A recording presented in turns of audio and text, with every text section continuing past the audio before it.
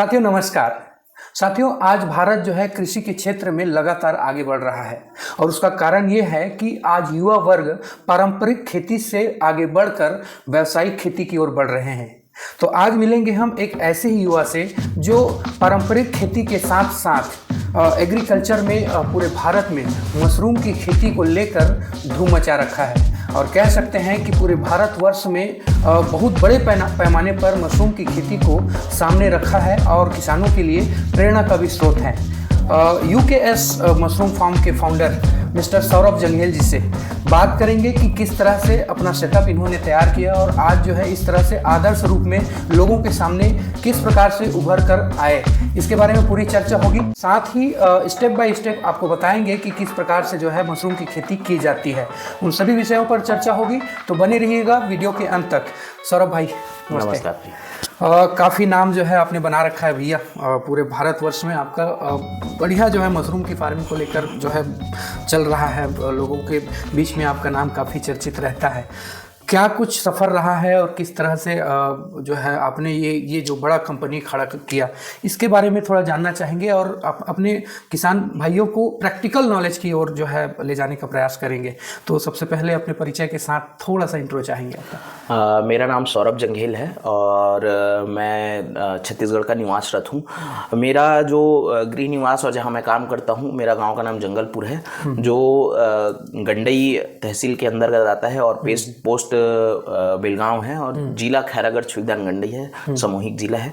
और विगत 7 वर्षों से मैं मशरूम के क्षेत्र में काम कर रहा हूँ। और आपने जैसे कि कहा कि आपने इतने बड़ी कंपनी बनाई है और काम कर रहे हैं बहुत दिनों से, तो बेसिक ही इसका पूरा जो है श्रेय मेहनत को जाता है। जिस प्रकार से हमने 7 वर्षों से लगातार मशरूम के क्षेत्र में लगे रहे और दूसरे इसी काम को पकड़कर हमने आगे स्टेप बाय स्टेप अपने कदम उठाए और काम करते गए लगातार, और उसी मेहनत के दम पे, आत्मविश्वास के दम पे यहाँ तक के पहुँचे हैं। और भी अभी बहुत सारे मशरूम के क्षेत्र में काम करने हैं, बहुत सारे किसानों को तैयार करना है जिससे भारत आत्मनिर्भर बने और लोग अपना खुद का व्यवसाय मशरूम के क्षेत्र में या कृषि के क्षेत्र में, कोई भी क्षेत्र में अपना काम करते रहे और आगे बढ़ते रहे। हमारा उद्देश्य ही। अवार्ड्स के जो आपके पास भरमार है, देखने में मिलता है कि कई अवार्ड जो है, लेकिन प्रमुख 2-4 ऐसे अवार्ड जो आपको मिले हैं उनके बारे में। मेरे को अभी जो भारत की सबसे बड़ी संस्था है ICR, उसके माध्यम से बेस्ट ग्रोअर का अवार्ड मिला हुआ है, जिसे राष्ट्रीय पुरस्कार के नाम से मिला हुआ है मुझे। और छत्तीसगढ़ में जैसे कि भूया के भगवान IBC 24 ऑर्गेनाइज करती है, उसके माध्यम से भूया के भगवान अवार्ड मिला है। और बहुत सारी ऐसी संस्थाएं हैं जो छोटे छोटे अवार्ड हमें दिए हुए हैं, जो ऐसे मिले हुए हैं बहुत सारे अवार्ड। जी बिल्कुल, काफ़ी नाम जो है आपने बना रखा है सौरभ भाई। किसान भाई जो है प्रैक्टिकल नॉलेज चाहते हैं। एक्चुअल में क्या होता है कि वीडियो वगैरह इस सब में देखते तो हैं, लेकिन उसको व्यवहारिक रूप से नहीं कर पाते हैं।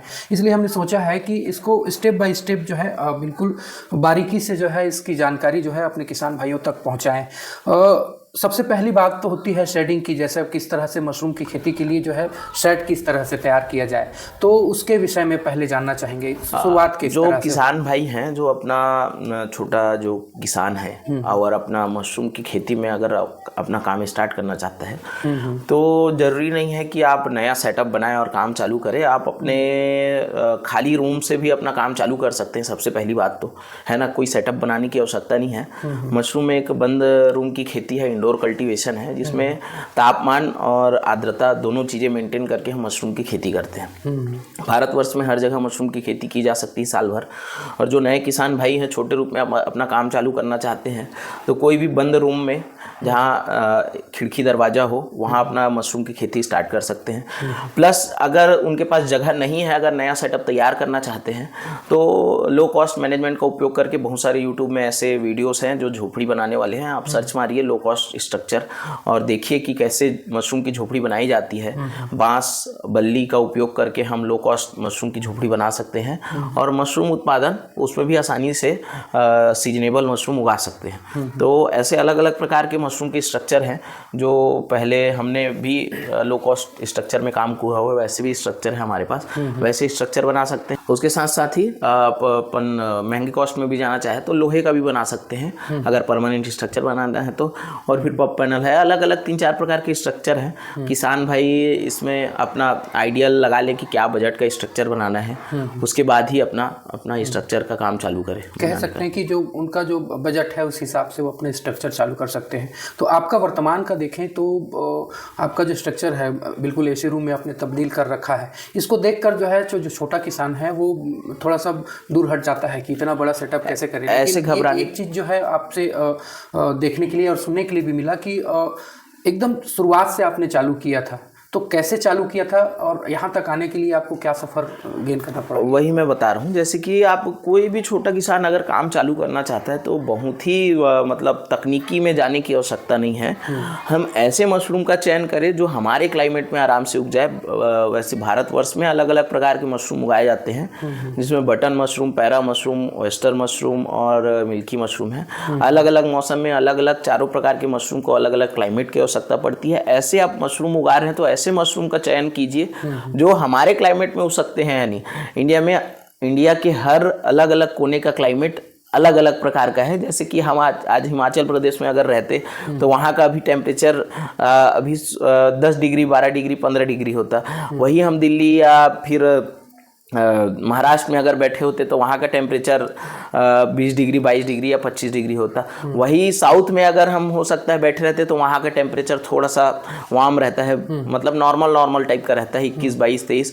तो इंडिया में अलग अलग जगह अलग अलग टेम्परेचर है। पहले आप अपने एरिया को समझिए कि कौन सा मशरूम लगा सकते हैं और टेम्परेचर कितना रहता है। जिस टाइप का टेम्परेचर उस टाइप के मशरूम का सिलेक्शन कीजिए और उस टाइप के मशरूम को ग्रो कीजिए। मतलब अलग अलग मशरूम के लिए अलग अलग तापमान की आवश्यकता होती है। जैसे कि आप जो है ऑयस्टर, हम जैसे कि ऑयस्टर मशरूम लगाते हैं, हमारा मैदानी इलाका है और छत्तीसगढ़ में प्राय टेम्परेचर साल भर मोटा नॉर्मल गर्मी के दिन के छोड़ बाकी समय में हमारा जो एवरेज है टेम्परेचर है वो 20 डिग्री से लेके 32-35 डिग्री तक के एवरेज रहता है। अगर हम उसको 28 डिग्री तक के ला लेते हैं, 28 डिग्री रहता है ठंड में, तो 28 से 20 डिग्री की आवश्यकता पड़ती है ऑयस्टर मशरूम को।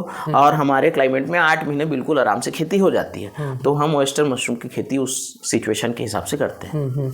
जैसा कि आर्द्रता के बारे में आपने बात किया, तो आर्द्रता मतलब उमस ह्यूमिडिटी है। ह्यूमिडिटी अगर हम कोई भी रूम में अगर पानी छिड़क देते हैं तो ऑटोमेटिक रूम में ह्यूमिडिटी बन जाती है। नमी की मात्रा को हम ह्यूमिडिटी कहते हैं। जहाँ अगर नमी की मात्रा ज़्यादा है वहाँ ह्यूमिडिटी ज़्यादा हो जाती है। जैसे बरसात में आप देखे होंगे कि उमसपना लगता है, उसी को ज़्यादा पानी गिर रहा है, ह्यूमिडिटी है तो नमी की मात्रा ज़्यादा है मौसम में, उसी को ह्यूमिडिटी बोलते हैं। रूम में ह्यूमिडिटी पानी चला दिए तो ह्यूमिडिटी ऑटोमेटिक क्रिएट हो जाता है। मतलब कह सकते हैं कि रूम में इसकी खेती जो है रूम बनाकर होता है। इसका यही कारण है कि हम बाहर के टेम्परेचर को मेंटेन कर सके और आर्द्रता बनाए रख सके।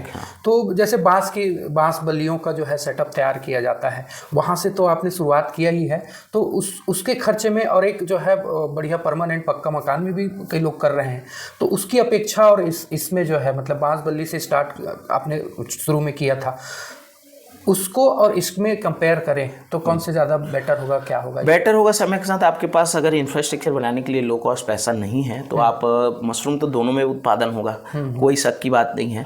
आप बांस वाले में करोगे तब भी उत्पादन होगा और 5 लाख के रूम बनाओगे उसमें भी प्रोडक्शन होगा। मशरूम तो दोनों में फलेगा।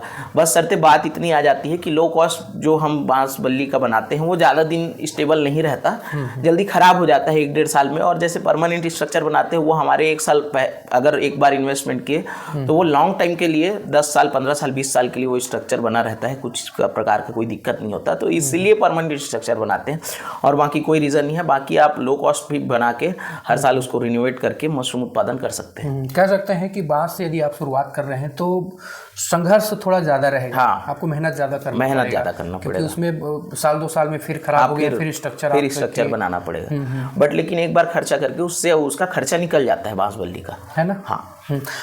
जैसे कि आपके रूम में ऊपर में फॉगर लगा हुआ है, फॉगर से छिड़काव हो रहा है, तो वो सिस्टम जो है कितना ज़रूरी है और जो आम किसान कैसे कोई एकदम ज़रूरी नहीं है। हमने मेहनत को अपने बचाने के लिए, वर्किंग कैपेसिटी को बचाने के लिए उस टाइप का सिस्टम लगाया है। बाकी आम किसान नॉर्मल स्पेयर से भी और पाइप के माध्यम से भी अपना पानी दे सकता है।